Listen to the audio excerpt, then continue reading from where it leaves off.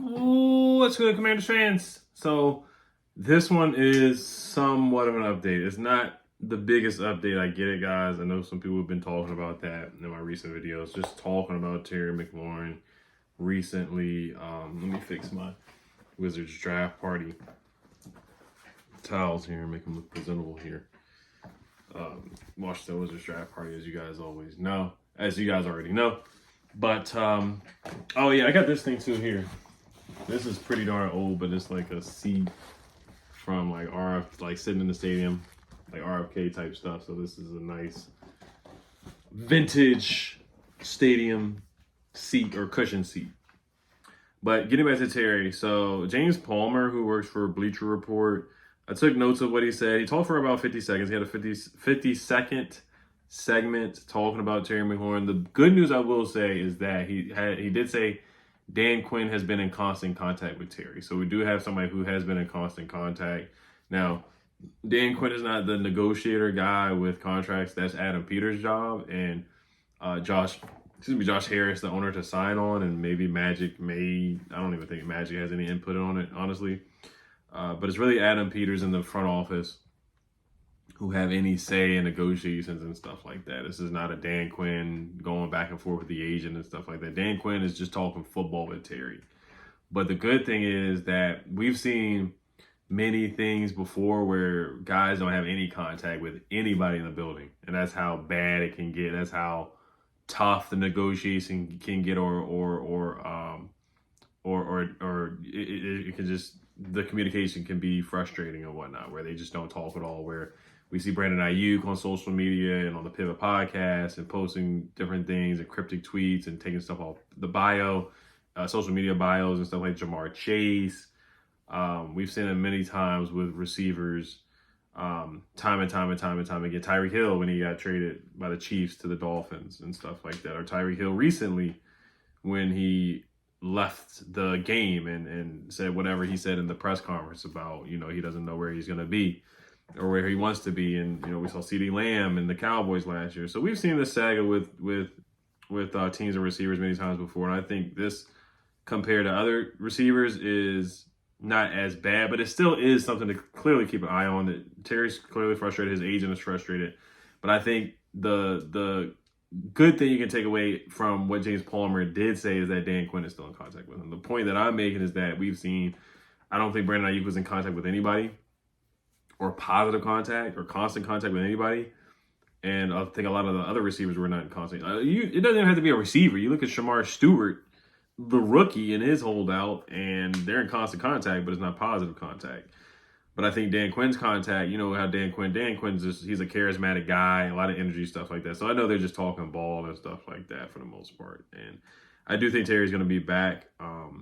It's not pretty, but I do think they will agree. So another thing that James Palmer did say, he does not want to reset the market. So when Lake Lewis said 36-37, 36-37 is not resetting the market because Jamar Chase is making 40 per year and Justin Jefferson is making 35. So that technically would not be resetting the market, but it would be good money if he made 36-37. Now, I think 33, right above DK Metcalf, would be accurate, in my opinion. I think that would be justified, and I think that would be reasonable for Terry McLaurin. You look at DK's getting 32 mil, AJ Brown 32 mil, Amon-Ra St. Brown 30. And then also James Palmer did bring up T. Higgins, who's a number 2 receiver, but T. Higgins could be a number 1 if he was on the Patriots, or a couple other teams could be a number 1. But James Palmer says 7 players are making 30 mil or more. T. Higgins is making 28, and Terry thinks that he should be in the 30s, which I agree with that. I think he should be making 30. I think he should be making 33.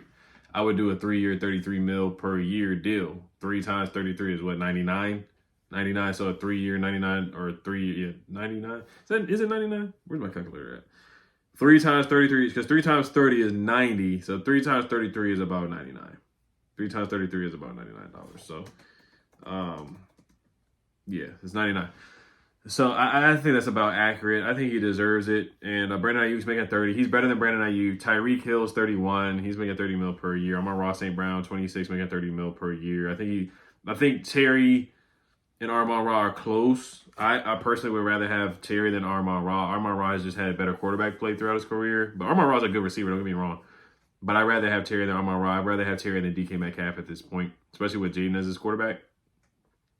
So and DK Metcalf has 28. So like I said, 33. If he gets 30, that's fine. 31, that's fine. 32, 33. I think 34 is the most personally I would go. CD's getting 34. I think 34 is probably the most that I would go with Terry. Like I said, the 35, 36, 37 is questionable in my opinion, but I wouldn't be mad at it. I wouldn't be mad at it at all. I wouldn't be mad because we need him. And we, like I said, our identity as offense, our identity is our quarterback. Our identity should be building around our quarterback and doing whatever we can to help our quarterback and give him weapons. You know, you don't want to rely on Debo and Noah Brown. And I like Noah Brown a lot, but he barely can make it through mandatory minicamp. And he got injured last year, and he got injured the year before. He's got injured at least. He's missed time, I think, almost like every year, where Terry has been super, super, super duper reliable and hasn't missed a lot of time either. So that's a thing that is in Terry's favor as well. So let's transition to the Instagram post. I mean, it is what it is with the Instagram post. He says, I wake up and go get that cake. I ain't the type to relax. So that is a G Herbo song. The G Herbo song is called Went Legit. It came out, so I'm looking on lyrics.com, December 20th, 2024. So it's not old at all. And Terry posted this at 5 a.m. I don't know if he's still in Italy. I don't know what the time is in Italy. I don't know. Like I said, I don't know if he's still in Italy right now or did he come back to the States or whatever. In Italy, it's 8:52, so they're 6 hours ahead.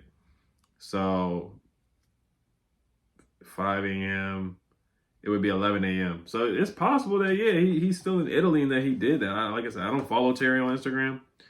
I did see his profile picture is him as a kid. I don't know what it was before. So just looking into stuff like that. And like I said, this is the off season. This is the dead part of the off season. So this is the kind of stuff that we talk about right now. But just reading between the lines, reading between the tea leaves, this is the kind of the stuff that you have to do in investigate because we need this guy on the roster. We do. Jaden needs him bad. We need him badly. We just need this guy on the roster. We need our captain. We need the best guy at contested catches. We need the best professional, Mr. Commander. We need this guy on the roster if we want to have our Super Bowl aspirations or competitive playoff aspirations that we are projected to be. And I do believe we are a legitimate playoff team for sure. So, like I said, the good news is that he's been in contact with Dan Quinn. He's not looking. He does not want to reset the market per James Palmer. So those are two things that you can point to and say, hey, those are some things that we can definitely work towards and say those are positive things. Then we'll see what happens. Training camp like July 21st or 18th, whatever it is when they start reporting. And then he has to, have fines if he's not there. Now, he may hold in. He may do what Jamar Chase did where he showed up and then just didn't participate. So that's a possibility too. So, but all right, you guys. You guys let me know what you guys think. As always, Health Commanders. Peace. Oh, and then he was also not at the jersey release yesterday, or I know they shot that way before yesterday, but he wasn't there.